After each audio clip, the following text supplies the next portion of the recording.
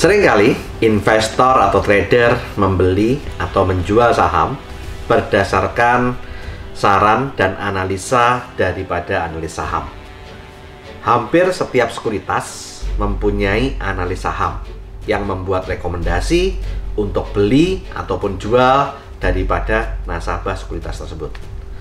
Saat ini banyak juga koran, portal berita, radio, dan televisi yang juga mengundang analis saham untuk mengisi session di media mereka.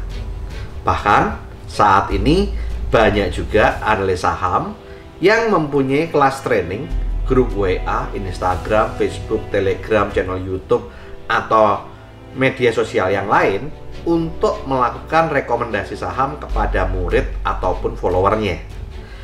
Nah, saat Anda membaca atau mendengar rekomendasi tersebut, hal pertama yang harus Anda lakukan adalah Anda harus mengetahui dulu siapa analis tersebut. Apakah analis tersebut termasuk golongan fundamentalis atau technical analis?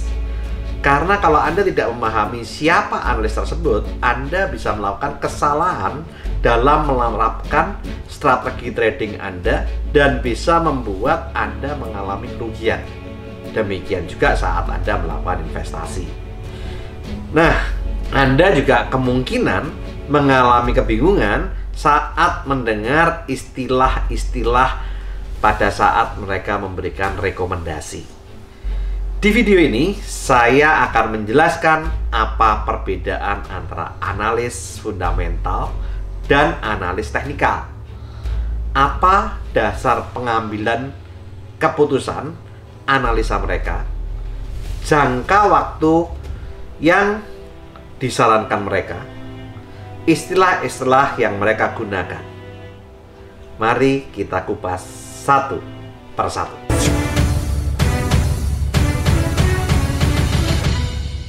Secara umum, analis saham bisa dibedakan dalam dua kelompok besar. Yang pertama adalah analis fundamental, yang kedua adalah analis teknikal. Analis fundamental melakukan analisa berdasarkan kondisi makroekonomi internasional, makroekonomi sebuah negara, dan mereka juga menganalisa laporan keuangan perusahaan tersebut sebagai dasar penilaian dan rekomendasi dari saham yang dianalisa. Juga sektor yang mereka analisa. Sementara analis teknikal melakukan analisa berdasarkan pergerakan harga saham, volume transaksi, market timing yang dibuat dalam sebuah chart atau grafik sebagai dasar penilaian dan rekomendasi dari saham yang dianalisa. Nah, karena perbedaan dasar penilaian dan dasar dari pengambilan keputusan analisa yang berbeda, membuat terjadinya perbedaan rekomendasi antara analis teknikal dan analis fundamental. Sehingga jika Anda tidak mengerti siapa yang membuat rekomendasi dan Anda menelan bulat-bulat yang disarankan, bisa membuat Anda melakukan kesalahan saat mengambil keputusan dalam trading ataupun investasi saham. Ingat, analisa mereka tidak salah. Tetapi karena penilaian, dasar penilaiannya kita tidak paham, dan jangka waktu trading yang direkomendasikan juga tidak Anda pahami, jangka waktu investasinya juga tidak Anda pahami, membuat Anda bisa salah mengambil keputusan dalam melakukan trading ataupun investasi saham yang bisa membuat Anda mengalami potensial loss, capital loss bahkan, ataupun Anda bisa jadi nyangkuter.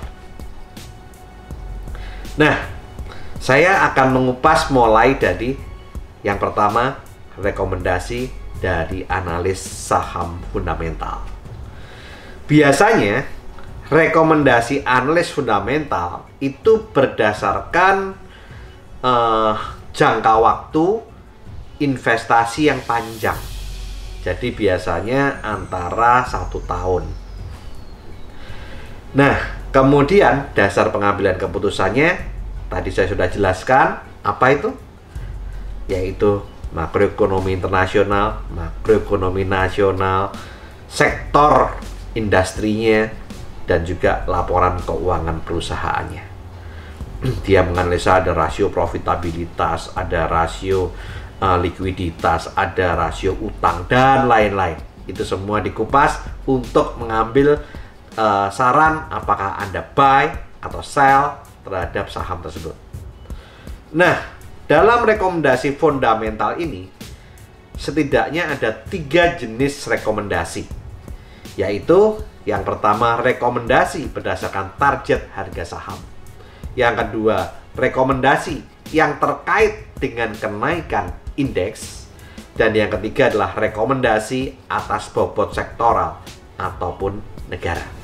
Nah, kita akan kupas dari rekomendasi berdasarkan target harga saham. Jenis rekomendasi ini ditentukan setelah menganalisa fundamental perusahaan tersebut dan membuat proyeksi kinerja di masa yang akan datang. Nah, dari hasil kajian ini, para analis membuat sebuah target harga atau penghitungan harga wajar ataupun potensi kenaikan ataupun penurunan harga saham tersebut untuk jangka waktu tertentu, biasanya 1 tahun. Bisa juga kuartal, bisa juga semester, tapi rata-rata mereka membuat 1 tahun. Nah, yang kedua adalah rekomendasi berdasarkan target harga saham. Mereka menggunakan istilah buy atau beli yang merupakan rekomendasi untuk membeli saham yang potensi kenaikan harganya paling tinggi. Biasanya rekomendasi ini untuk saham yang potensi kenaikan harganya minimal 10%. Persentasenya tergantung dari masing-masing analis dan masing-masing perusahaan. Ya. Nah, yang kedua, rekomendasi hold atau tahan. Merupakan rekomendasi yang umumnya diberikan untuk saham yang potensi kenaikan harganya berkisar 0 sampai dengan 10%. Jadi potensinya lebih kecil dari harga saat rekomendasi dibuat. Rekomendasi ini juga sering diberikan untuk harga saham yang harganya sudah mendekati target price harga yang ditentukan. Nah, rekomendasi yang ketiga yaitu sell atau jual, yang mana merupakan rekomendasi menjual sebuah saham karena harganya cenderung turun dari harga saat rekomendasi dibuat, atau saham tersebut sudah mencapai titik tertingginya, atau karena ada sesuatu yang membuat perusahaan itu mengalami penurunan daripada rekomendasi sebelumnya. Contoh, misalkan perusahaan rokok. Nah, cukai rokoknya dinaikin, maka analis bisa merubah rekomendasi dari buy menjadi sell. Nah, berikutnya rekomendasi yang dikaitkan dengan kenaikan indeks. Yang pertama, outperform. Artinya apa? Artinya adalah rekomendasi untuk saham yang potensi kenaikan harganya lebih besar dari potensi kenaikan IHSG. Sementara untuk yang underperform adalah rekomendasi untuk saham yang potensi penurunan harganya lebih besar dari potensi penurunan IHSG. Nah, rekomendasi atas bobot sektoral atau negara diberikan oleh para analis atas sebuah sektor bisnis atau investasi di sebuah negara. Ada rekomendasi yang judulnya adalah overweight, diberikan pada sektor yang prospeknya sangat bagus dan emiten yang berada di sektor tersebut berpeluang mencetak kenaikan kinerja. Di sini para analis menyarankan investor mengalokasikan dana yang lebih besar dibandingkan dengan bobot sektor tersebut terhadap indeks harga saham gabungan. Jika rekomendasi overweight diberikan kepada sebuah negara, berarti investor disarankan memberi bobot yang lebih besar dibandingkan dengan patokannya. Nah, salah satu patokan yang paling banyak dijadikan acuan investor dunia adalah Morgan Stanley Capital Index atau dikenal juga dengan MSCI. Nah, rekomendasi yang kedua yaitu underweight, yaitu kepada sektor yang prospeknya kurang bagus dan emiten yang berada di sektor tersebut berpeluang mencetak penurunan kinerja. Di sini para analis menyarankan investor mengalokasikan dana yang lebih kecil dibandingkan dengan bobot sektor tersebut terhadap IHSG.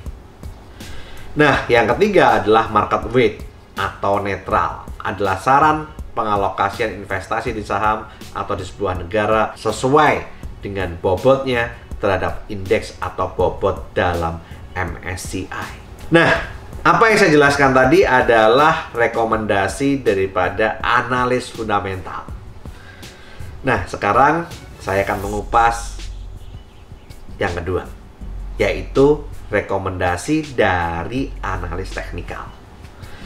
Nah, rekomendasi berdasarkan analis teknikal berdasarkan daripada pergerakan harga saham, berdasarkan volume daripada saham tersebut dan market timing daripada perusahaan tersebut. Ada foreign inflow, foreign outflow. Nah, itu berarti mereka mengambil dasar dari analis teknikal.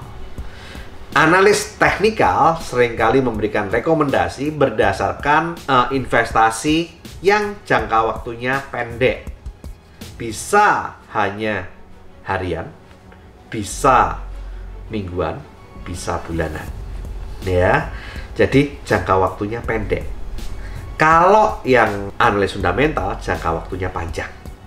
3 bulan, 6 bulan, 1 tahun, bahkan lebih lanjut lagi.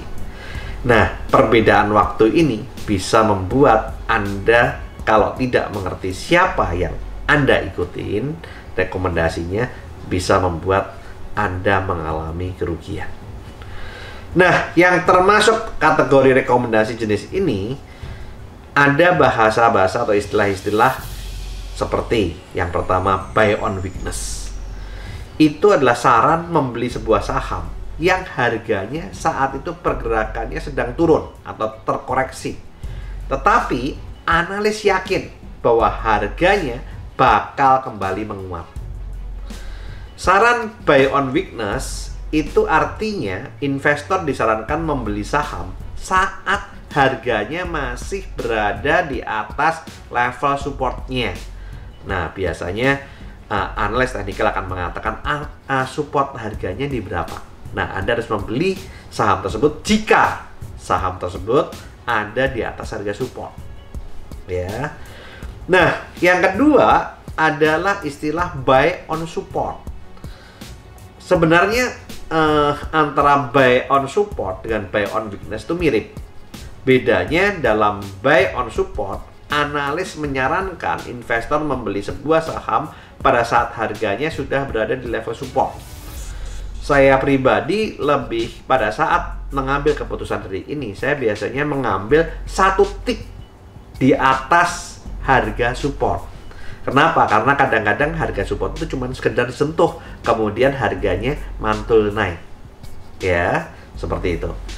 Nah, secara sederhana, level support adalah posisi ketika penurunan harga sebuah saham secara teknikal sudah mencapai harga terendah dan cenderung akan kembali mantul naik. Nah, yang ketiga adalah buy on spekulatif. Artinya adalah rekomendasi beli atas sebuah saham yang kinerjanya diragukan, tetapi ada beberapa isu yang bersifat spekulatif. Bisa berupa corporate action, bisa berupa ada perusahaan lain yang minat untuk membeli perusahaan tersebut, atau ada hedge fund yang mau beli perusahaan tersebut.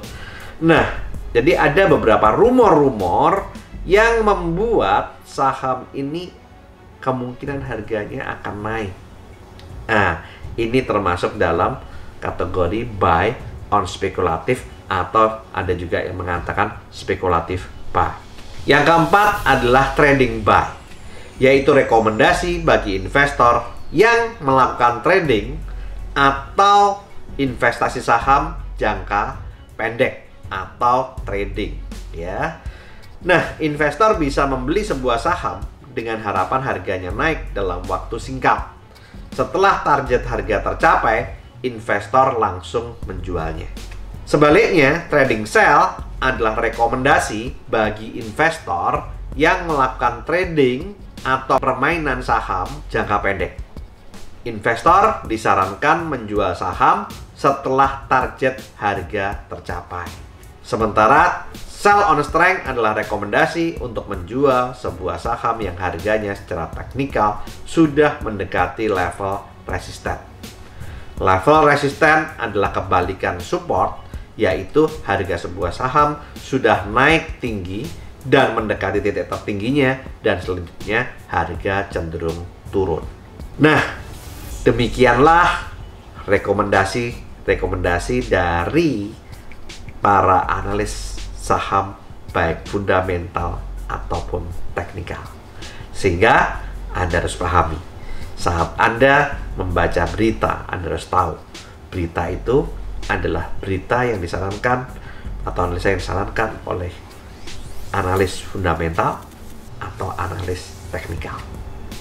Oke, selamat berinvestasi dan ingat, saya lakukan saving, investing, protecting agar hidup Anda sip. Saya Tony Hermawan Adikaryo, sampai jumpa di puncak kemakmuran.